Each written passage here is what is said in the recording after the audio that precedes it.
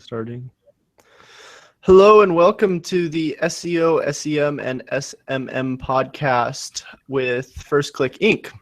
I'm Chase Reiner, and today we are joined by Mr. David Werba.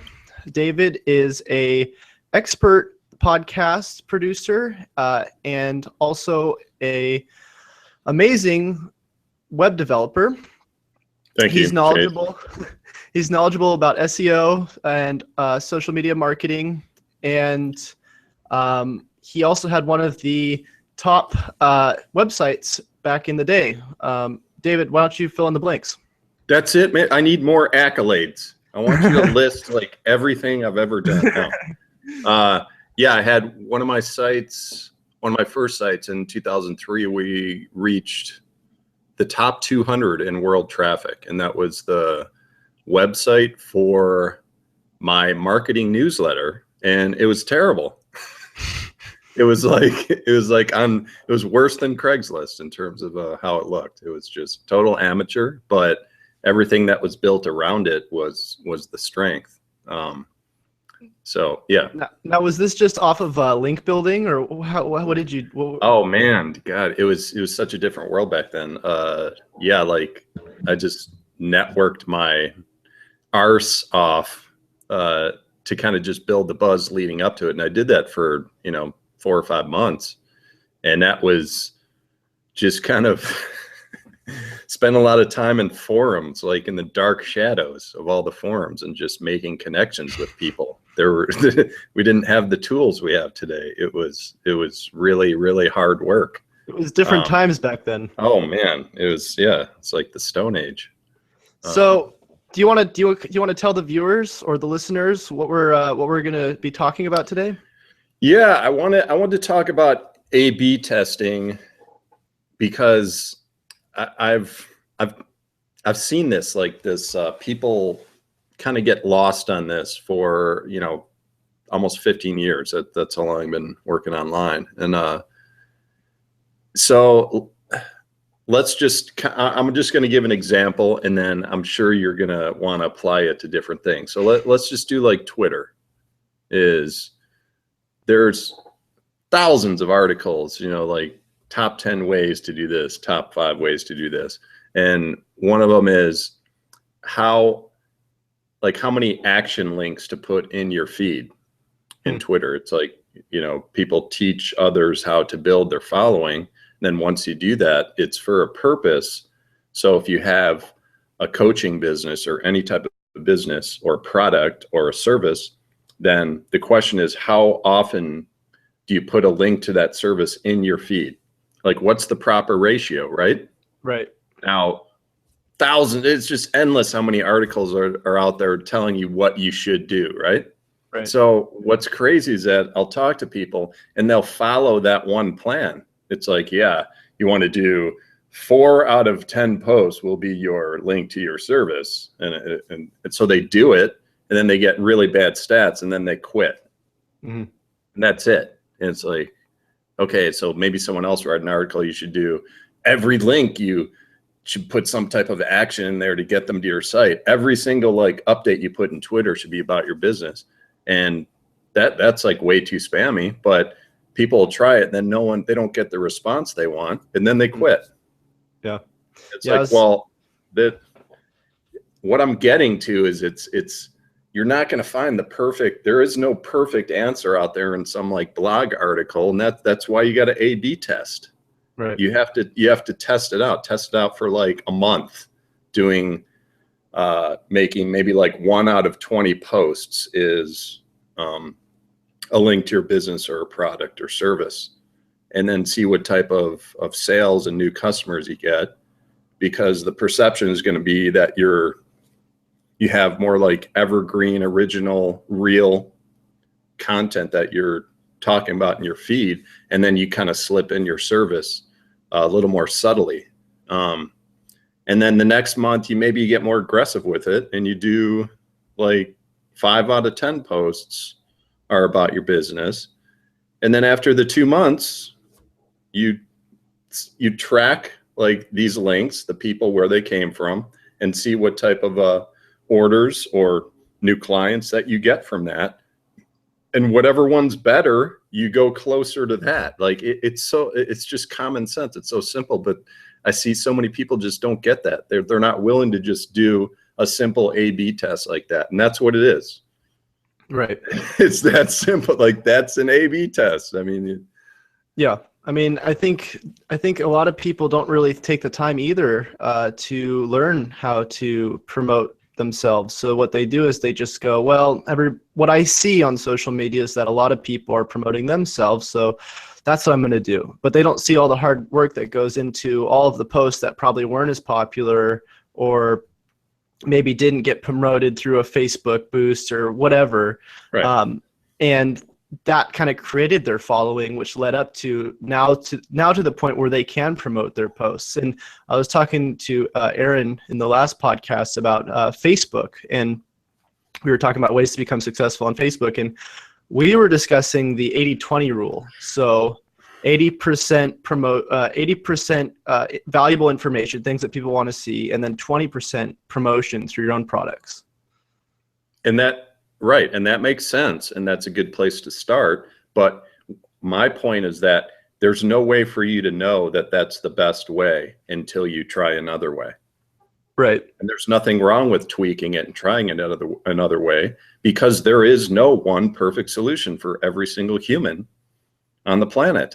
Right. It's all different content. You don't know, like you can't control the perception of people. You can't even track the perception of what they're thinking in their head. Right. You can just track their actions. Yeah.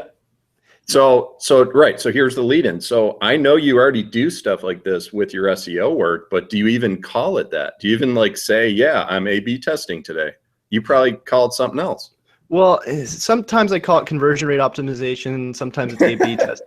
Okay. But sometimes it's just SEO, but it's basically all the same thing. And that's why it's funny that you're bringing this up right now. And then you brought up the A and B testing before, because the first thing I thought of was, I don't really know too much about what we're going to be talking about for A and B. And then I thought, oh wait, SEO. This is like for my personal website when I first started doing this stuff. Guess how many times it took me between like trying all these different like title tags and headers and over optimizing my posts and under optimizing my posts and schema markup, all those things, before I was actually able to like achieve the ranks that I wanted to get just for one page. Guess how many times? Right. 50. Close. Yeah. I mean, it was like 20 to 25, Okay, but yeah, I mean, and that it's crazy because this stuff's always changing. It's not just SEO. It's also social media, and it's also search engine marketing. So, I mean, like you were saying, we could go off into all kinds of different directions, which is so awesome about this subject. But in terms of A and B testing in general, just doing it, like trying different cover photos for maybe a Facebook profile or page or that too, exactly. But impatience can be a killer in terms of what we're talking about. What is it? Meaning like it's like, okay, I'm going to do 20 posts on Twitter today, and I'm going to do one action link to my service. Right. And then people get impatient, like, oh, I didn't get any clicks. All right, tomorrow I'm going to do 18 out of 20 action links that I didn't get enough. And it's like, oh, I only got 3. All right, maybe that's not right. The next day I'm going to do 10. And then they're just constantly give it a chance. Give it a month, or at least 2 to 3 weeks. Like, give it a chance so you have enough data to like make a smart decision. Right. Yeah.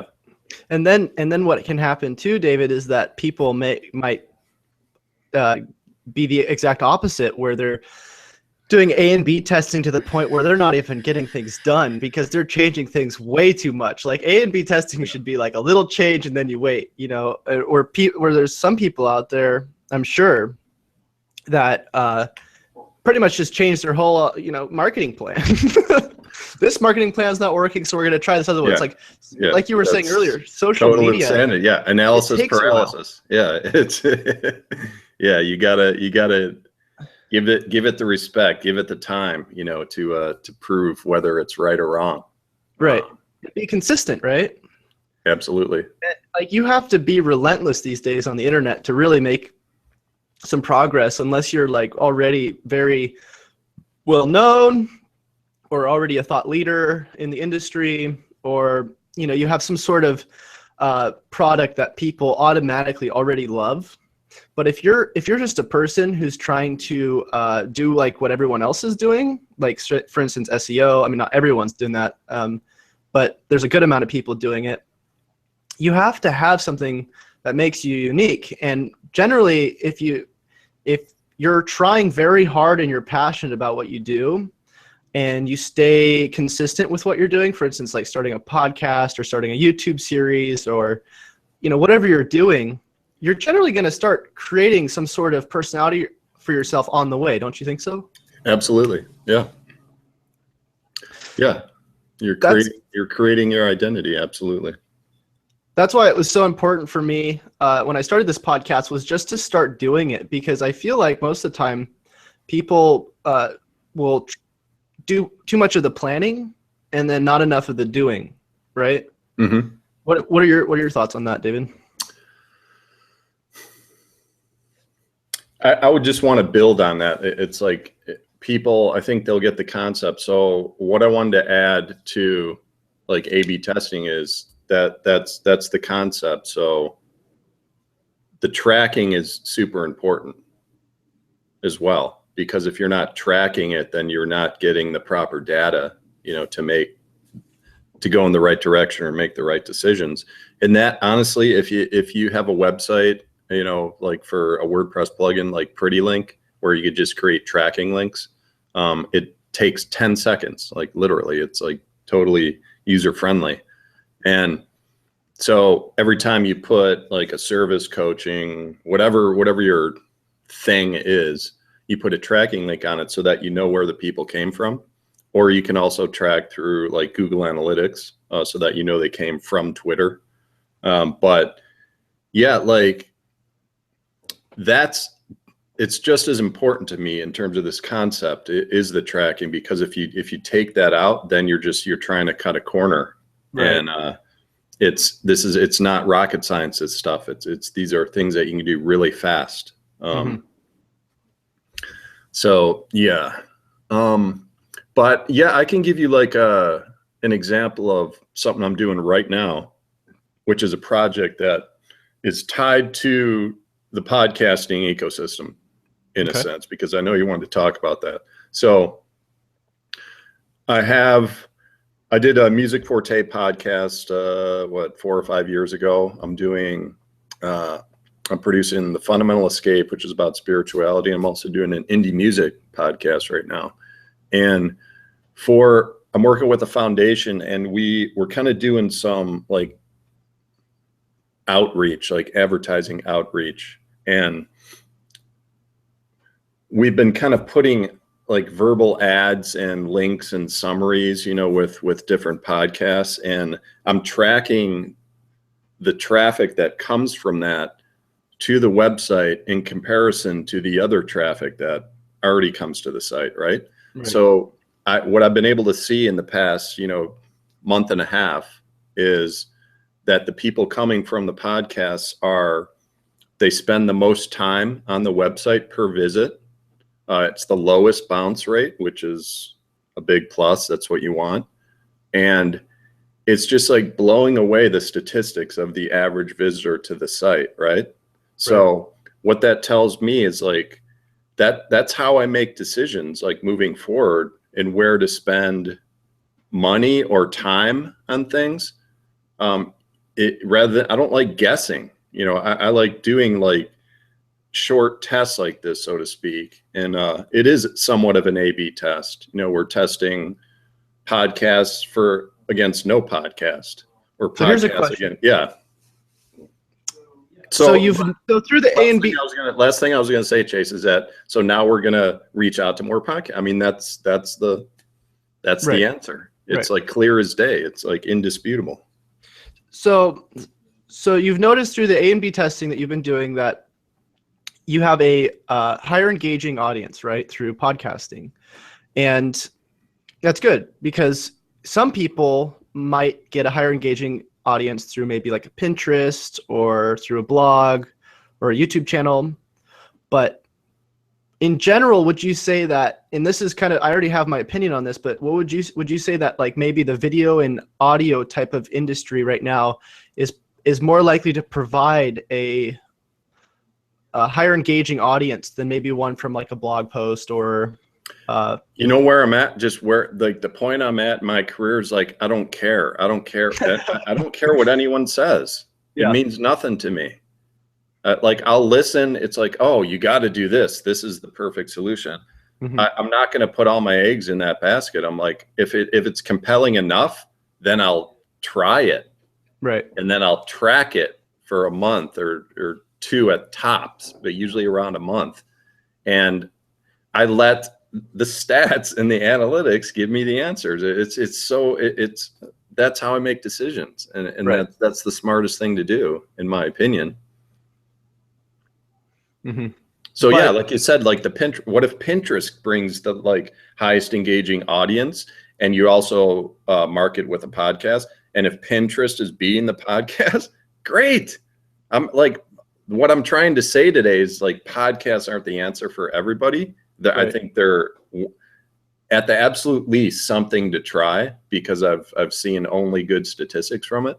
But yeah, if you feel like Pinterest is more applicable to the business you're running and you're getting better stats, awesome. Right there. Here's no an guessing involved. Here's an A and B testing question for you, David. So say you own a bread business, you sell bread online. I don't know, something random. I did that for 18 years. I'm so sorry, David. And so this bread you're selling, you want to start engaging in a Facebook a page and a Pinterest and a Twitter and all these things, right? But you realize that people are getting success in other areas like YouTube and podcasting, and you try out podcasting or YouTube, whatever. But it's not working out, right? Mm-hmm. For one, you sell bread.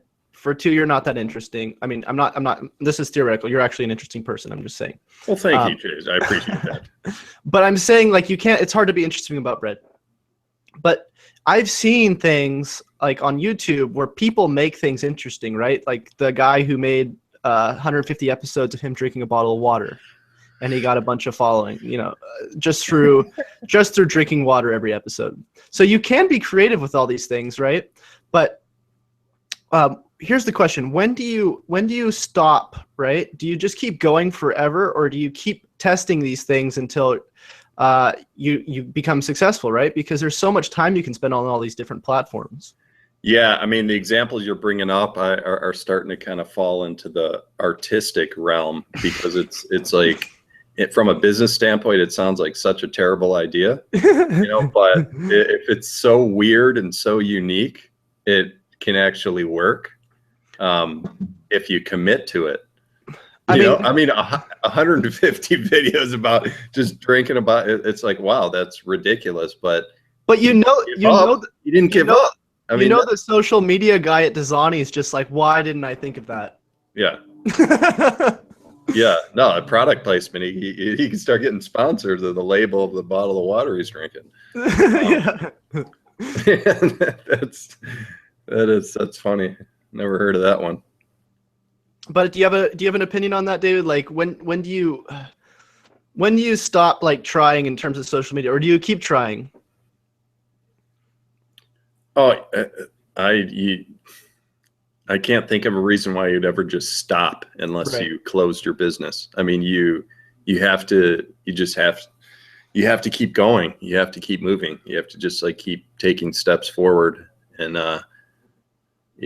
consistency is so important. Yeah. Well, this kind of goes back to the argument that I hear from some people. They say, look, social media isn't for everybody, and only certain people should go on certain social media channels. And I'm like, I don't know if that's true. Like, I feel like there's people in all these different there's millions of people in all these. No, that's ignorant. Like, I just think it's a really naive statement, Yeah. That's, yeah. I'm going to bite my tongue on that one. I'm not going to say what type of person probably said that. Not even going to say it. Maybe the same person who said that SEO was dead in that other black yeah, one of those types of people. Yeah.